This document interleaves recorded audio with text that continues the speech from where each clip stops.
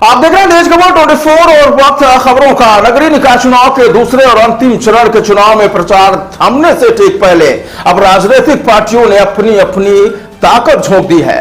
BJP के महापौर प्रत्याशी के समर्थन में जहां प्रदेश के मुख्यमंत्री शिवराज सिंह चौहान ने रीवा में रोड शो कर मतदान करने की अपील की, तो वहीं आप पार्टी ने भी आज एक विशाल जनसभा का आयोजन कर आप पार्टी के प्रत्याशी को वोट देने की अपील की है। आपकी ओर से आज रीवा में राज्यसभा सांसद व पार्टी के स्टार प्रचारक संजय सिंह अपने एक दिवसीय प्रवास पर दिल्ली से रीवा पहुंचे और जनसभा को संबोधित कर रीवा का विकास दिल्ली मॉडल की तर्ज पर करने की घोषणा की है। आप पार्टी की यह जनसभा रीवा के पद्मधर पार्क में आयोजित हुई, जिस दौरान जनसभा को संबोधित करते हुए संजय सिंह ने विकास के मॉडल के साथ साथ जनता को सड़क, पानी और बिजली सहित शिक्षा व बेहतर स्वास्थ्य व्यवस्था जैसी मूलभूत सुविधाओं को प्रदान करने का दावा किया है। तो आइए सुनते हैं अपने एक दिवसीय प्रवास पर रीवा पहुंचे आप पार्टी के स्टार प्रचारक संजय सिंह ने रीवा की जनता से क्या कहा है। कैसे कैसे मंजर अब ये आने लगे हैं, कैसे कैसे मंजर अब ये आने लगे हैं और गाते गाते लोग चिल्लाने लगे हैं, बदल डालो इस तालाब के पानी को, कमल के फूल तो मुरझाने लगे।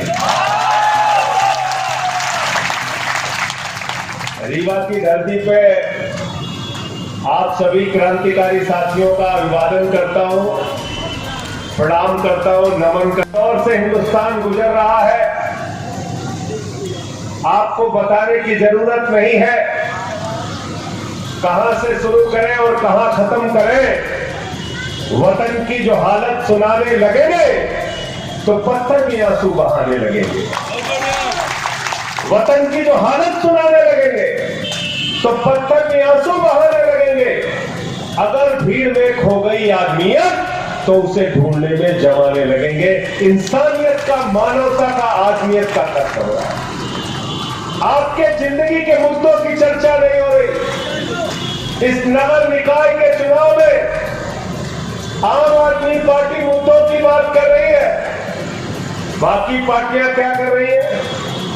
अभी हमारे साथी दीपक सिंह जी कह रहे थे कि चुनाव में जाति धर्म शुरू कर देंगे। इनके पास बताने के लिए कुछ नहीं है कि शिवराज सिंह जी ने मध्य प्रदेश की जनता के लिए क्या किया, शिक्षा के लिए क्या किया, बिजली के लिए क्या किया, पानी के लिए क्या किया, रोजगार के लिए क्या किया, तरक्की के लिए क्या किया। ये बात अगर कोई बता सकता है हिंदुस्तान में तो एकमात्र पार्टी बता सकती है, आम आदमी पार्टी और अरविंद केजरीवाल, कि हमने आपके लिए क्या किया है और क्या करना चाहते। क्या बोला एक दिन टीवी पे कह रहा है, अग्निवीर को हम बीजेपी दफ्तर में सिक्योरिटी गार्ड रख लेंगे। बताओ भाई। अरे मैंने कहा तेरा बेटा खुद बहुत बढ़िया बल्ला चलाता, मैं देख रहा था एक दिन बैठ से अधिकारी को मार रहा था, उसी को डंडा पकड़ा के खड़ा कर दो बीजेपी दफ्तर के बाहर। क्या दिक्कत है, क्या परेशानी है। किसान का बेटा बीजेपी के दफ्तर के बाहर सिक्योरिटी गार्ड बनेगा, किसान का बेटा पूंजीपतियों का सिक्योरिटी गार्ड बनेगा और तुम्हारा बेटा करोड़ों रुपए का पैकेज लेगा। क्या फोटो डाला था शिवराज सिंह जी ने, अपने बेटे को देखकर बहुत उत्साहित हो, अमेरिका में डिग्री ले रहा। बोला था नहीं बोला, अच्छी बात है, खुशी होती है मुझे भी। मुख्यमंत्री जी मुझे प्रसन्नता है, आपका बेटा अच्छी शिक्षा ले रहा, लेना चाहिए। बड़ी शिक्षा लेता हर पिता को खुशी होगी। तो आपका बेटा अच्छी शिक्षा ले रहा है, आपको खुशी है, तो गरीब का बेटा, किसान का बेटा, मजदूर का बेटा भी बड़े बड़े कॉलेज में पढ़े, अच्छी शिक्षा ले, ये आम आदमी पार्टी को करने का है। दिल्ली के अंदर माताओं बहनों के लिए एक दिन में एक जगह खड़ा था चौराहे पे, एक ऑटो वाला मेरे पास आया। उसने कहा संजय सिंह जी, केजरीवाल जी को मेरी ओर से बधाई देना, धन्यवाद देना। मैंने कहा किस बात के लिए। बोले मेरी 2 बेटियां हैं, काले जाति है। रात में जब कमा के घर पहुंचता था तो अपने जेब को देखता था कि 100 रुपए बेटियों को कॉलेज जाने का बस का किराया देना पड़ेगा।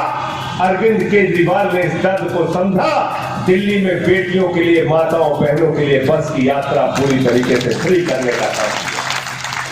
वहां कोई किराया नहीं लगता बस में, माताओं बहनों के लिए, बेटियों के लिए कोई किराया नहीं। ये काम हमने दिल्ली के अंदर करके दिखाया।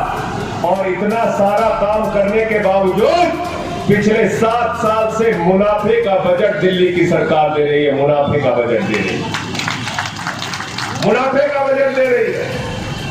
अभी बता रहे थे मध्य प्रदेश की हालत, 36 लाख बेरोजगार घूम रहे हैं।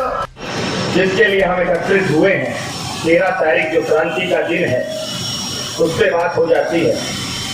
मैं आज आप लोगों से पूछना चाहता हूं मेरे साथियों, जहां तक मेरी आवाज जा रही है, चाहे रोड के उस पार जो भी लोग मुझे सुन पा रहे हैं, मैं पूछना चाहता हूं कि पिछली बार आपने वोट देकर ममता गुप्ता जो बीजेपी की महापौर थी, आज वो सभाओं में, बीजेपी की सभाओं में क्यों नहीं दिख रही है?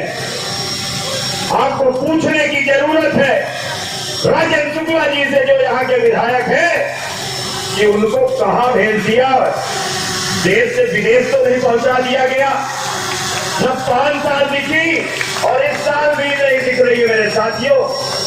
भारत देश को आजाद हुए 75 साल हो गए मेरे साथियों, पर आज भी बीजेपी का महापौर यहाँ के विधायक से आजाद नहीं हो पाया है। जो कि स्वयं के लिए निर्णय नहीं ले सकता है, वो आपके लिए क्या निर्णय लेगा? इस चीज पे विचार करने की जरूरत है मेरे साथियों। मैं आज आपके बीच में आया हूं, मैं आज आपसे ये पूछना चाहता हूं, जिस तरह से भारतीय लोकतंत्र में और रीवा की राजनीति में पूंजीवाद पूरी तरह से हावी होता जा रहा है मेरे साथियों, मैं तो आम आदमी का बच्चा हूं। अब आपको डिसाइड करना है। जब मैं चुनाव के लिए आया तो कई लोगों ने कहा कि 2 करोड़ रुपया हवा, यदि महापौरी के चुनाव लड़ेगा है तो 2 करोड़ रुपया पहले जमा कर ले, तब वही महापौर के चुनाव लड़ सकते हैं।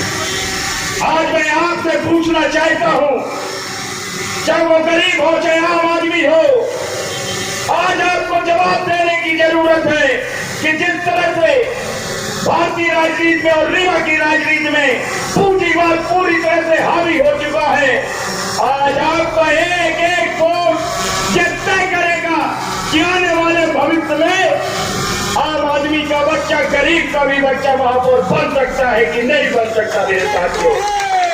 नहीं तो आने वाले टाइम में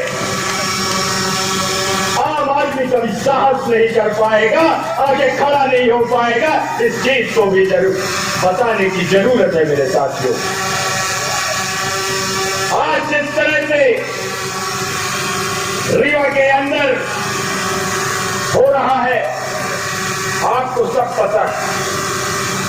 बाबा भीमराव अंबेडकर साहब हमारे बीच में नहीं है, पर उन्होंने कहा था कि अब राजा के लड़का राजा न बनी, अब गरीबों के बच्चा राजा बन सका थे, एक आम आदमियों के बच्चा राजा बन सका थे। आज अपना पंचम का तय करे है कि आम आदमी के बच्चा राजा बन सका थे कि नहीं बन सका।